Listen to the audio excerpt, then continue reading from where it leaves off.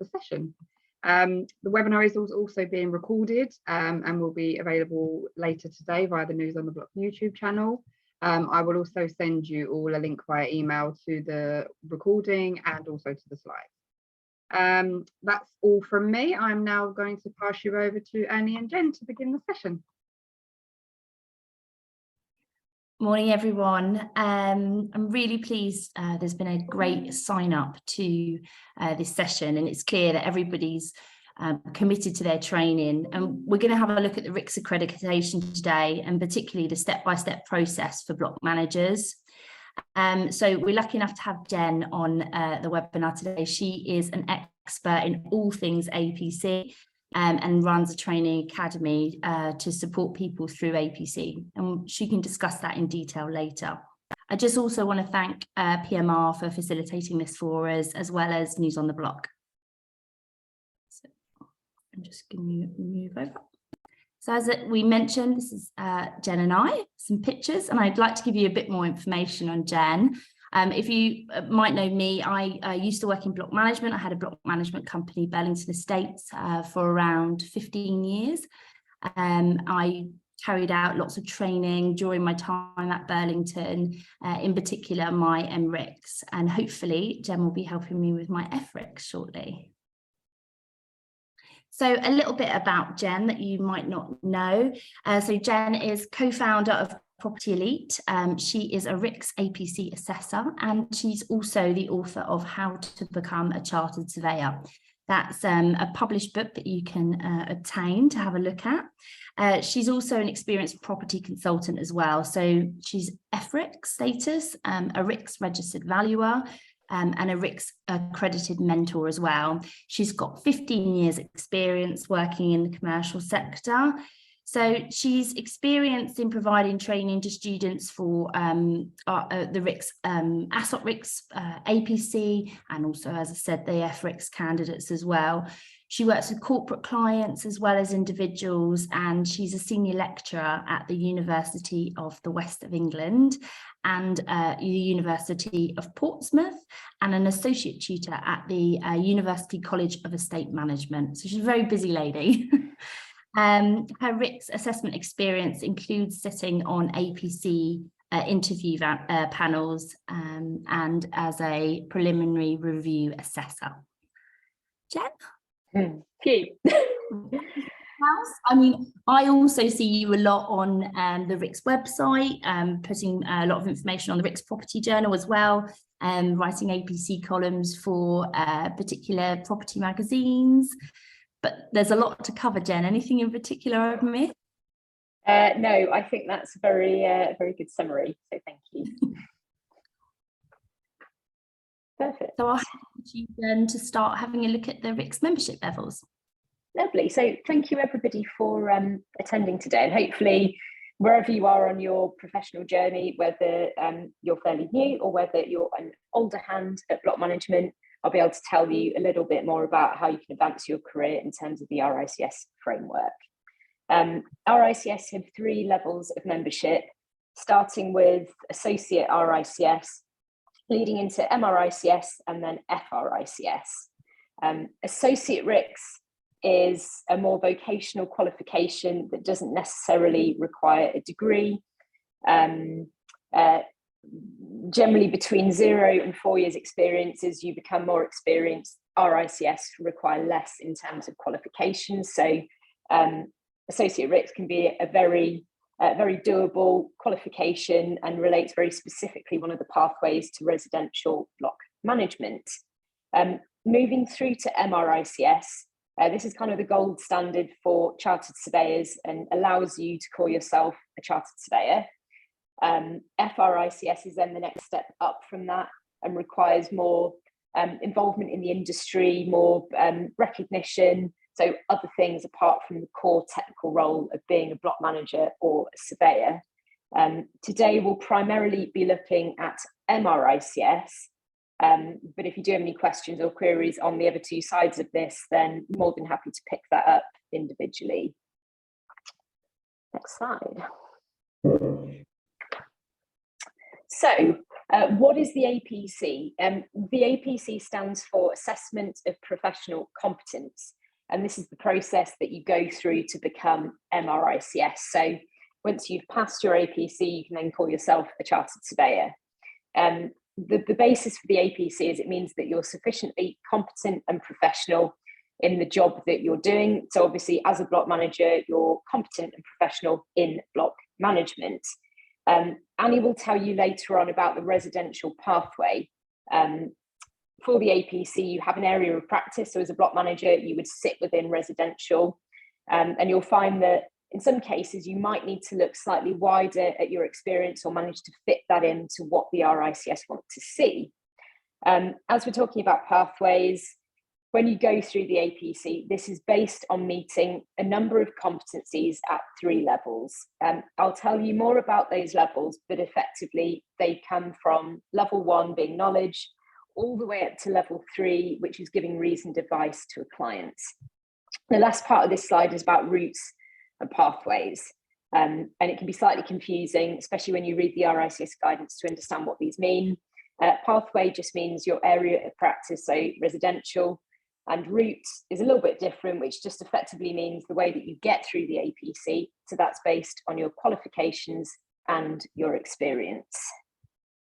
Next slide. So this is a fairly helpful diagram from RICS, and they actually produce this if you're already associate RICS. And today I'll just be talking you through some of the different routes that you might be eligible for to become MRICS. If you're already an associate, there may be a couple of different ways for you to get qualified. The main challenge is where you don't already have a degree. RICS, a different pathway, a different route, depending on if you have an RICS accredited degree or a degree that has absolutely nothing to do with block management or surveying. So you might have, for example, done a music degree or a business degree. And actually that's really, really helpful when it comes to becoming MRICS. If you're already an associate and do not have a degree, RICS have what they call a study hours route, where you effectively pick up hours and modules from the last year of an accredited degree.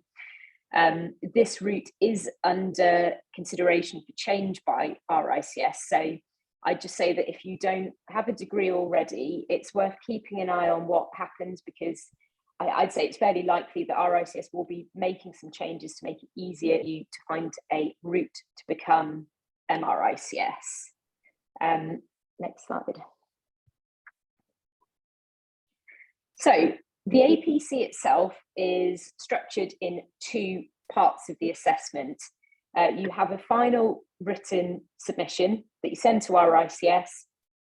You have an assessment panel who then take this, and then they conduct a 1-hour interview based on that. You'll see on the left-hand side here that I've got a box saying prelim review and structured training. I just explain the significance of this. So if you already have an RICS accredited degree, this is generally one of the more simple ways of becoming qualified. If you have that accredited degree and between 0 and 5 years experience, you will be on what RICS call 24 months structured training. That 24 months becomes 12 months if you have between 5 and 10 years experience, and the requirement for structured training drops away with over 10 years experience.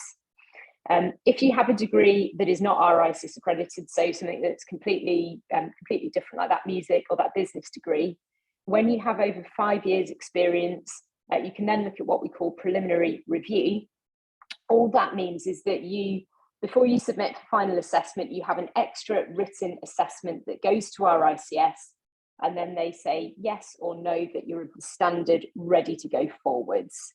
So with a degree, depending on if it is RICS accredited or not, you have different ways of becoming qualified. Every single person who goes through the APC has to do the written piece of work and the interview. Next slide. This is what I mentioned when I said about if you're already an associate or don't have a degree. Just useful to know about the timeline here, which could be later this year or 2024. which should give more options for a non-degree route, but there's nothing yet published by RICS. Jen, just on that point, just to add, and I think most people on the call will be aware of this, if you achieve MIRPM, so you achieve your member status through IRPM, that does give you an entry into FRICS as well. So by just doing the ethics test, you can be becoming FRICS. Brilliant, yes. So we've just mentioned if you don't have a degree, and this SPA stands for Senior Professional Assessment. If you're a block manager, perhaps a director of a firm, and actually more of your time is spent managing a team, leading a team, then the Senior Professional Assessment may be a really, really good route for you. So if you own or run a company, this may well be for you. If you don't have a degree, that's fine. You just need 10 years of experience in the industry, and that experience doesn't all have to be in a management role. That could be technical block management work before that, or wider residential work. If you do have a degree, a relevant postgrad degree, that 10 years is reduced to 5 years. So this gives a great non-degree option for managers in residential. A really key part of this is showing that you have advanced responsibilities as a senior leader. And I'll be telling you a bit more about how the process will work if you think that the Senior Professional Assessment may be a good fit for you. We work with lots of residential surveyors, property managers, block managers who've found that the Senior Professional Assessment is actually a really, really good fit for them. And it really lets you emphasize, if you're running a company, those aspects of business strategy, team management, HR, absolutely loads of things that will be second nature to you. Next slide. Just to let you know, we are going to be doing questions at the end, but we are watching them as they come through. Lovely. So this slide here just tells you more about the Senior Professional Assessment. You'll also see at the top that I put the word specialist. RICS have another assessment similar to Senior Professional called Specialist. And this is where you're working in a very niche area of practice. So if you are a block manager with a very specific role and you feel that actually the wider technical competencies are difficult to satisfy because you've become so specialised, the specialist route may be something to look at. It's only really relevant to, I'd say, fewer people than the other routes. So if you think that that might be a good fit, I'd suggest getting in contact after today's session. Senior Professional is slightly different to the structured training and prelim review routes because RICS have an initial eligibility and vetting stage. Basically, you submit a CV and a 400-word profile to RICS saying why you fit in that route. So saying why you're a leader, you manage people and you manage resources. RICS then give you a thumbs up or a thumbs down. Obviously, if it's a thumbs up, you can then enroll on Senior Professional. And then you still have to go through the stages of a written assessment and an interview. The nature of the submission and the interview are different to the other routes. So I will explain the differences as we go on, but it's just worth bearing in mind that they are different. I mentioned the professionalism module. For associate and all of the APC routes, you have to undertake the professionalism module. And actually, it's just a really good way to get to grips with the standards that the RICS ask us to uphold. So we've touched on pathway guides. These are all available on the RICS website. There's actually 22 in total. The one relevant, I would think, to everybody here would be residential. If you do look at associate RICS, they separate out residential into a number of sub-pathways. So residential management, residential estate agency, and residential valuation and surveying. So it's just important to make sure that you're looking at the right one. The pathway guide that you choose needs to be related to your career experience and really the role that you're doing now. So perhaps if you've come from a lettings background into block management, you would be looking at either the residential property management for associate or just straightforward residential for the APC. If you are interested in doing the APC, I'd say go and download that pathway guide after today's session, and it will give you a really good idea of the types of experience that you'll need and that Annie will be talking to you about shortly.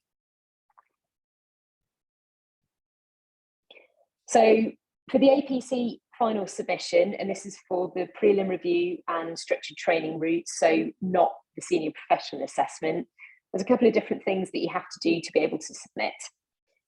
There's generally 3 key written elements. So you have a summary of experience, and based on the competencies that we've mentioned in your pathway, you have to write basically a statement saying what you know, and then another statement talking about your experience. So these are really, really specific examples in the past tense and the first person. So it could be for property management, I managed a block in X, and the things that I did were X, Y, and Z. I gave advice to my client on something else.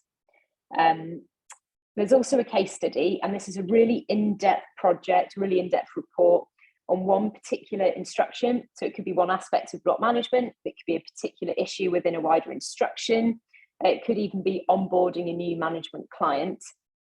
This will relate to your competencies again and look at 2 or 3 really key challenges that you encountered, and then how you advise the client on overcoming those. You then have a CPD record, and this is generally for a 12 or a 24-month period for the period for 12 months before you submit your documents. There's lots of requirements about the CPD record that I'll briefly mention later on. At the bottom here, you see other, and that includes your professionalism module and the structured training diary if you are on that route. And that basically is just a summary of the day-to-day work that you're doing allocated to your different competencies.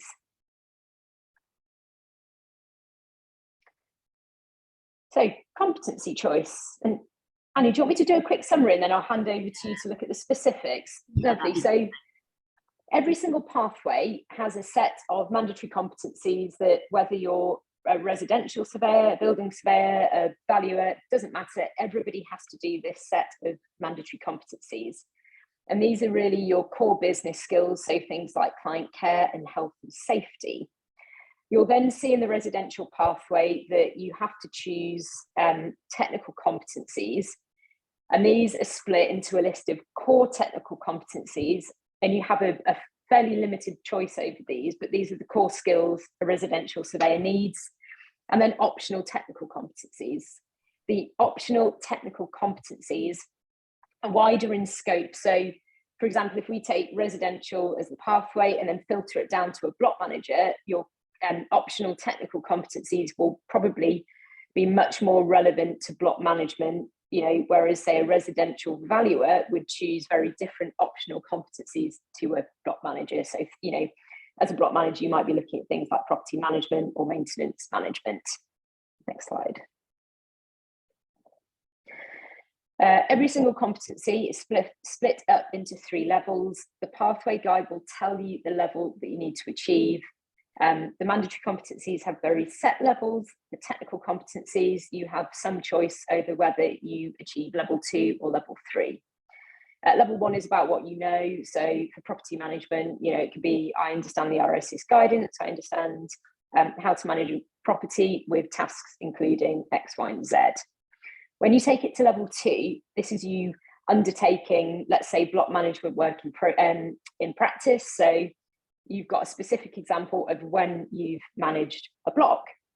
At level 3, you're taking it a step further, and the examples would be where you've given advice directly to the client. So if you've encountered a repair issue or an issue with rent payments, perhaps, how did you deal with it? What advice did you give? And what was the outcome? Level 3 is kind of the pinnacle of the APC, and it's what you need to achieve over some of the most important competencies on your residential pathway.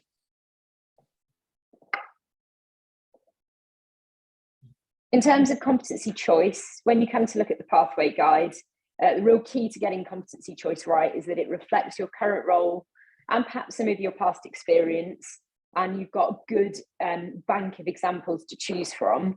Sometimes being more experienced actually makes life more difficult because you have to cherry pick out the very best examples. It can be very tempting to choose really complex instructions or property management issues, for example, but actually keeping things really simple will help. The bar for the APC, I suppose, would be set as a graduate 2 years out of university, rather than perhaps somebody with 10 or 15 years experience. So you need to show that basically you're competent, and if it's level 3, you're giving advice. But the interview is just an hour long, and the submission has some quite tight word count. So physically and actually being able to relay information is quite difficult. So keeping it simple avoids misunderstandings and just gives you the best chance of hitting that bar in terms of advice or doing.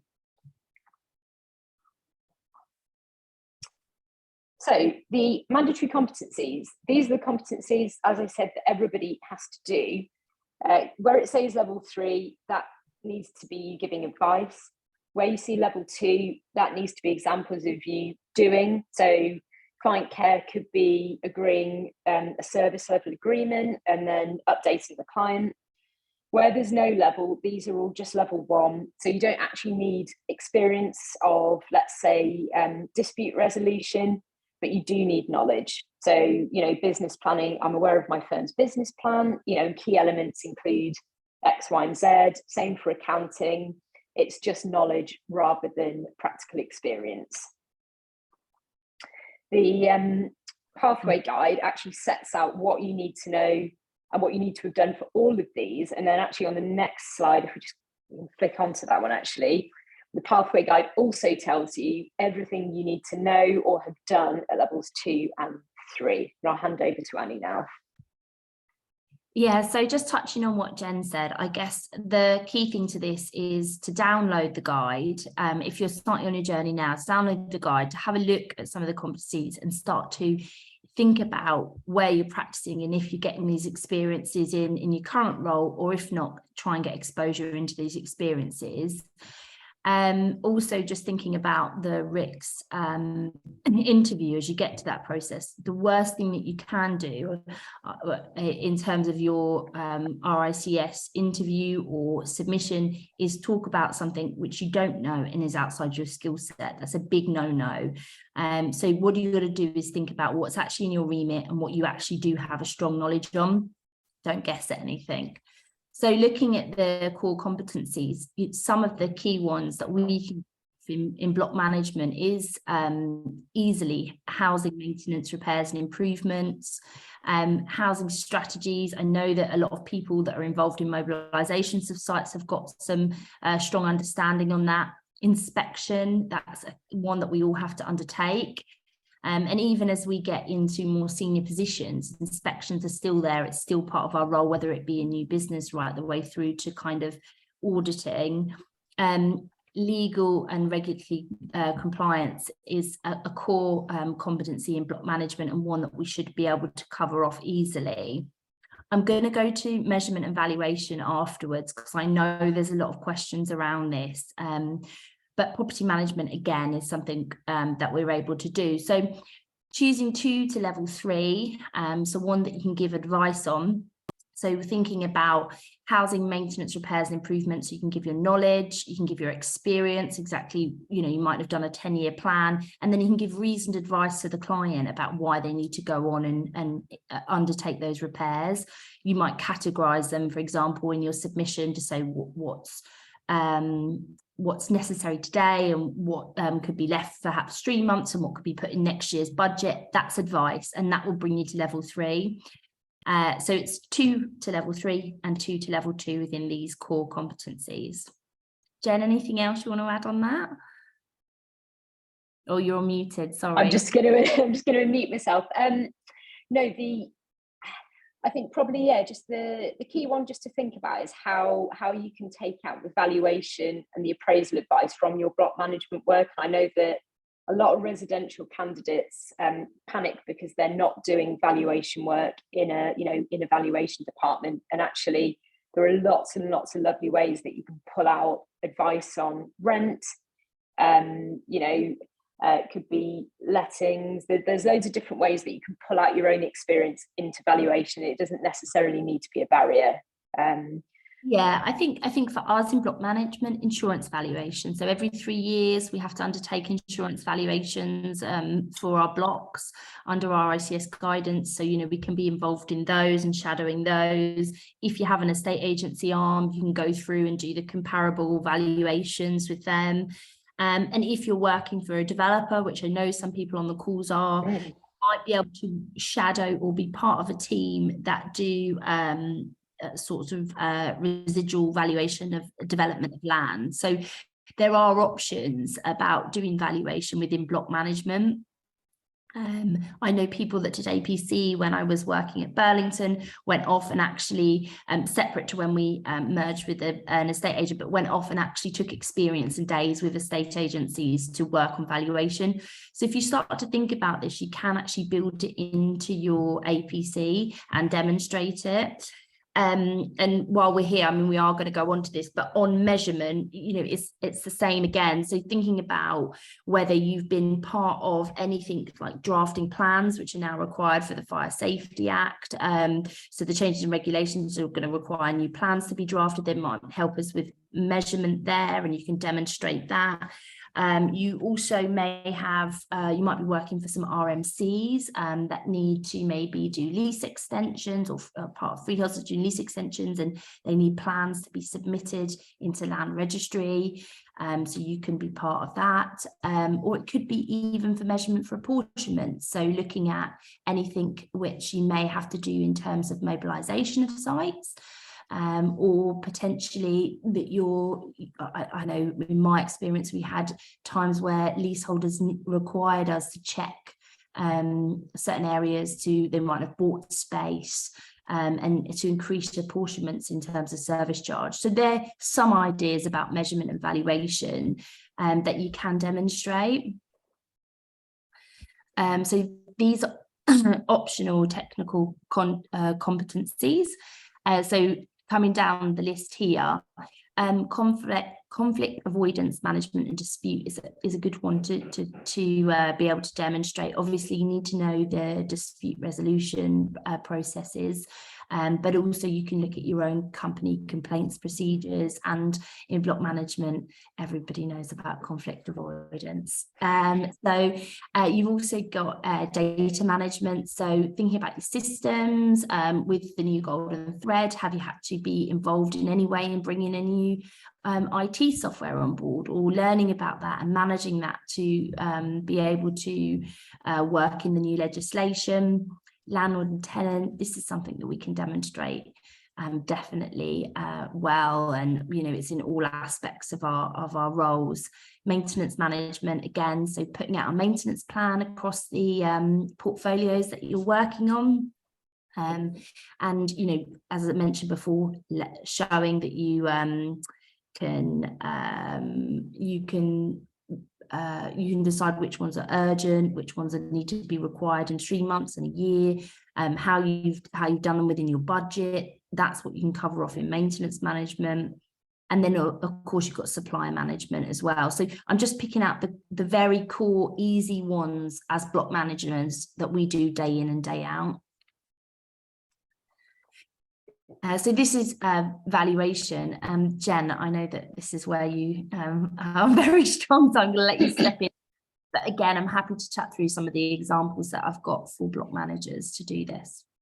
Yeah, lovely. So, so obviously valuation to level 2 will probably be the most achievable. Only really where you're doing valuation work day in, day out will level 3 be the right option. As Annie said, valuation at level 2 can be going and doing a short secondment, a week or 2. It can be going to work with somebody else in another department to build up your experience, and ideally either through a couple of examples of involvement in different stages of different valuation or appraisal exercises.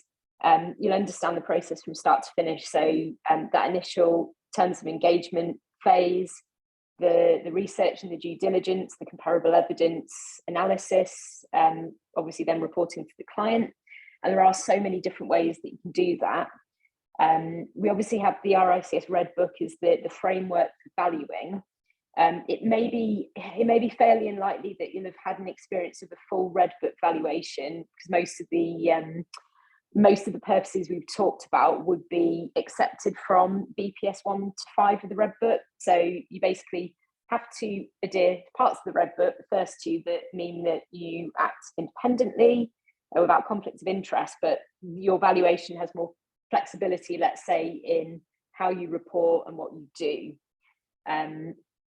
And yeah, I just say 2 very specific examples of being involved in valuation work will be what you need to write this up to the right level.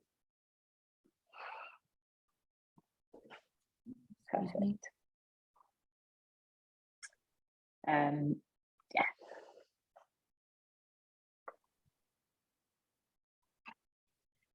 So looking at summary of experience.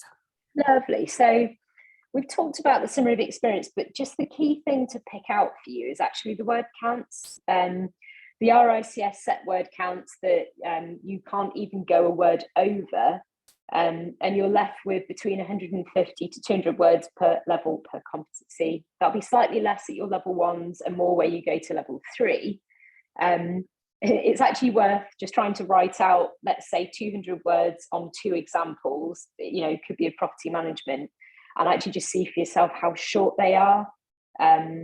It's really about setting the scene and explaining what happened, but a lot of the in-depth questioning will come from the assessors in your interview. So they pick up your work and will go, well, what did you do? What did you advise? And that's where the real depth of detail will come in. But the summary of experience basically forms the basis of what you'll be asked about in interview. Next slide. I just say on the competencies, they've got a really good information. So if you take them and read them, I used to do this. I'd read one on the tube, and then I'd be able to almost write the 150 words on the tube, just each day picking the different competencies, because actually the information that RICS provides is a really good framework on how you can demonstrate it. So by bringing each competency paperwork from RICS and then just approaching them one by one across a period of time, it's actually bite-sized chunks gets it done. Great advice. Preliminary review, just a brief comment if it's relevant to you. The prelim review is exactly the same format, submission as the final assessment. You just submit it for that initial review by RICS and then submit it again, making some changes if relevant. So there's nothing to panic about. There's just a big focus on proofreading, content and structure, but it doesn't mean that you're writing 2 completely separate submissions.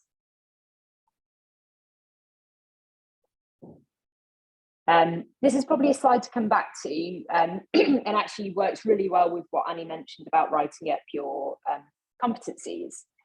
If you're on structured training, you have to keep a diary of your experience, and that's relevant to only your technical competencies. You don't actually submit this, it's just the total days per level per competency that feeds through into your final submission. And really it's a tool for you, not for anybody else. And then you can obviously put examples in there that you then pick out for your final submission. The case study, just worth mentioning here, again with a specific word count. It's a project that you've been personally involved in, and actually the really key thing to it is something that interests you, something that you enjoy working on. It's going to be with you for a fairly long time throughout the APC process. So it's got to be something that you enjoy talking about. It shows that you are competent, and it focuses on at least 2 to 3 technical competencies with advice given at level 3. So just on this, a couple of examples of some of the APC case studies that I've seen.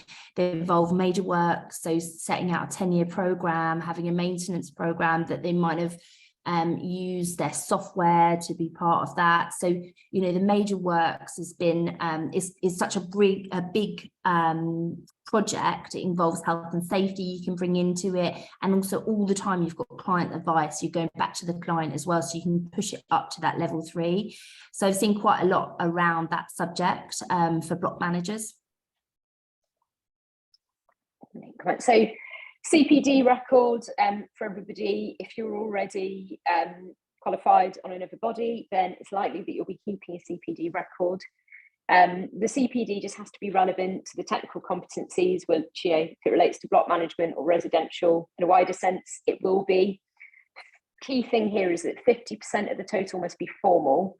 So those are things where you're maybe learning in a group. It's a very structured learning with some outcomes, and RICS on their website have a great diagram showing exactly what formal and informal CPD is. If you're already an associate, your CPD record is completely separate. It's recorded in a separate platform and it's based on a different recording year. So it's just worth bearing that in mind. On this as well, a lot of the RICS do provide CPD training that you can buy, that you might want to look at if you are trying to get an employer to sponsor this. One thing is that if you do CPD training, you will be questioned on it in your interview. So don't pick something really complex to do CPD training on that you're not going to be able to remember afterwards. And also the IRPM newsletters can count as informal CPD. Brilliant. So the senior professional submission is just slightly different to what we mentioned. The two key things. So case studies are 3 1,500-word case studies, 1 on you as a senior manager and 2 on technical instructions. So that could be similar to the examples Annie mentioned for block management work. The CPD is 20 hours, not 48 hours minimum as well. So a really key thing to mention is who supports you through the APC. The mandatory role that RICS prescribe is what we call the counsellor. And this is somebody who has to be M or FRICS qualified. And they basically support you through the process and then sign you off at the end. RICS recommend possibly an hour meeting every 3 months. So it's really important that you find somebody who's going to be committed to actually give you that time to help you through the process. I'd say especially where you're more experienced, it's not necessarily the technical support that you need, but it's having somebody that understands how the APC works and how you can fit into that. So it's a lot about structure, being able to talk about your experience and those very specific things to the way that the RICS APC assessment works. You don't have to have a supervisor. This is just somebody who might be a line manager at work and who can then also be there to kind of support you through the process. And realistically, your assessors, so your submission is the basis of the interview. So the better you make that, the easier it is for your assessors to work with you and give you an environment to be able to explain your experience and pass one. I also briefly just mentioned your employer. If you work in a firm without any chartered surveyors, you can still get qualified. If you run your own block management company, or if you're self-employed, it is not a barrier. It may be that you have to look elsewhere for a counsellor. And I think on the next slide, I'll give you some tips for how to do that. Some employers will pay for you to go through the APC, others won't. So I'd say it's worth checking your employment contracts. There also might be, as Annie mentioned, a contribution to training or CPD that's worth looking into. Oh yeah, you can click through those. Finding a counsellor. Ideally, it'll be somebody within your firm who's or FRICS, but I appreciate, you could be the first person going to get qualified and that won't necessarily be possible. Often we find that you can speak to somebody, if you work with a firm of chartered surveyors or somebody who is a chartered surveyor in another firm, you could ask them to be a counsellor.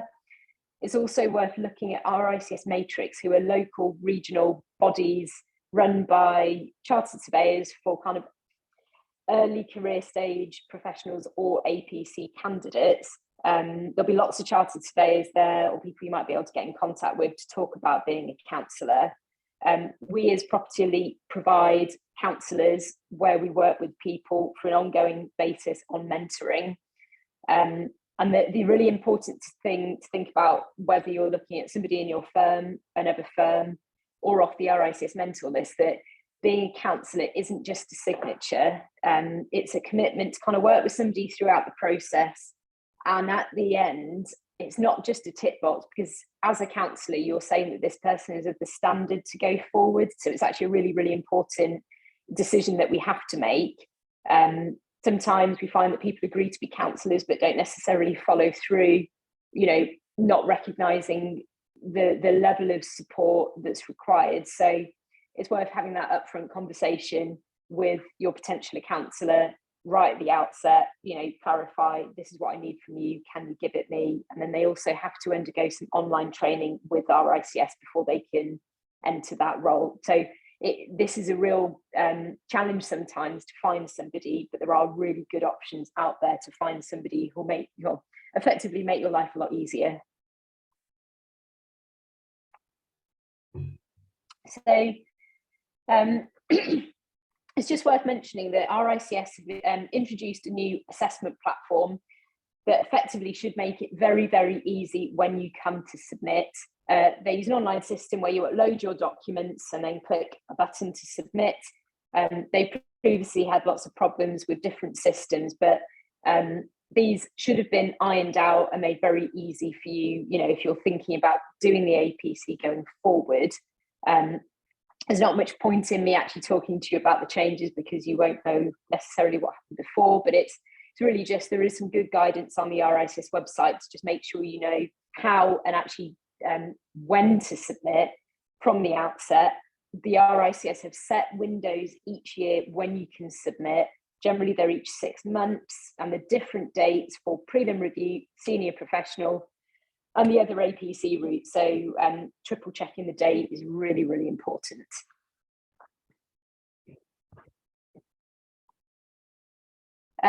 This is just one more thing that's worth thinking about at the outset. So you obviously have a counsellor to sign you off. You also need 3 other chartered surveyors, at least one that is outside of your firm, who basically give a character reference for you. It's worth thinking about these before you submit, because you can't submit without the signatures. So again, if you don't work with any chartered surveyors, it's worth going along to a local MRICS event, you know, a local property networking event that you probably already go to, and just saying to somebody who is chartered, is this something that you consider doing for me? And actually doing that earlier on will save you a bit of a headache later on.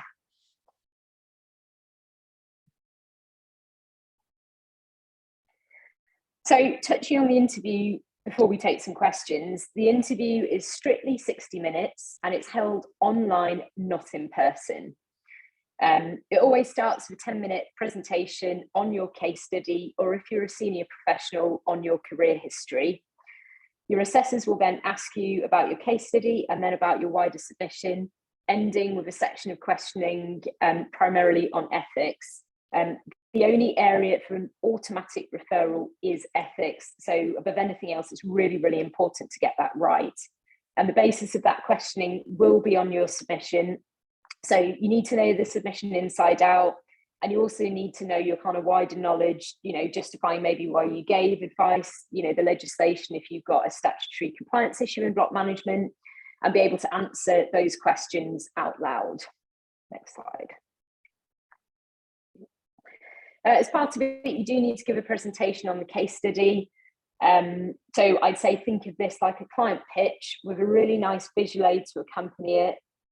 Something that you can refer to but doesn't take over or distract from the presentation. And strangely, the real key here is the 10-minute mark, that we tend to ask you finish between 9 minutes 45 and 10 minutes 15. So it's one of those really strict client requirements that you need to adhere to. If you are going through this, we have a template on our website you can use to adapt for the case study. But you may have, already done lots of client pitches that you can take, good visuals, limited text, really clear images to bring into your visual aid. Next slide. Senior professional is slightly different. You still have a 10-minute presentation, but the 50 minutes after that are more of a wider discussion about your role and responsibilities. The bottom right here shows you how we assess you, and actually a good bulk of this is about you as a senior professional, but also you as a role model, whether it's leading a team, distilling, this is how we do things, this is best practice, and also ethics in a wider sense. So the senior professional interview is different to your more standard APC process. The assessment criteria, so when you go through the interview, we make a decision based on that. It's not a separate assessment of the written work. We're looking for good communication, explanation of the advice in your examples, and that you're a safe pair of hands. The APC is not an exam, so there's not a written theory test or anything like that. We do need to see really good knowledge, but to an extent, we don't expect you to know everything. And if we flip to the next slide, here I've kind of put some ways that you can answer questions that you don't know the answers to. And I'd say it's exactly the same as dealing with a client in that you need to know everything about what you're doing. So if you put an example in, you need to know about it. Same as a client meeting. If you didn't know about the block that you're managing, the client's likely to have a problem. If it's something that's outside your scope of competence, maybe if it's a defect that you need to refer to a building surveyor, absolutely you can say that. Equally, if we're in a client meeting and we can't quite remember the answer, we can refer to guidance or where the client should go for advice. It might be something that you can't remember and you need to come back to in the APC at the end of the interview, or with a client who'll be following up by email afterwards. So there are lots of different ways that you can deal with those really challenging questions, and the interview shouldn't be something to be afraid of. It's just something that you need to prepare for. I think that's all really good advice there. I mean, particularly when you're saying about it, I found if I could remember the name of all of the different books, the RICS books and the RICS guidance, that's where I went to, rather than actually knowing it inside out. And what I said was, that's not in my remit. So where I would go for this answer is the RICS Red Book, or sort of those sorts of snippets of information, which meant I do know a level of knowledge, but I can't give advice on it. And they want to see that, don't they? They don't mind that you don't know. Absolutely. And I think actually your comment there about the Red Book, it could be, I can't give advice on that valuation issue, but I know where you'd find it, and I can refer you to the person who would be able to give you that advice. We'll skip over this slide actually, just for the purposes of today. So actually, I will mention hot topics briefly, in that there's so much going on at the moment in block management. Things like fire safety, cladding, EWS1 forms, changes to the building regulations, interest rates, the list absolutely goes on. You'll find some really good information obviously on News on the Block, the RICS website, wider property press, and it's essential to know these for the APC. And actually I just think as a good professional, you'll know what's going on. I don't know, how do interest rates for inflation impact your client? That could impact the service charge and actually the cost that you need to recharge. It could be rental levels, it could be the cost that contractors are charging you for specific work. So that wider appreciation will really help you in the APC. Relating to hot topics, if we flick to the next slide, on our Property Elite website, we've got loads of free resources, so a blog, podcast, YouTube videos, ebooks and templates.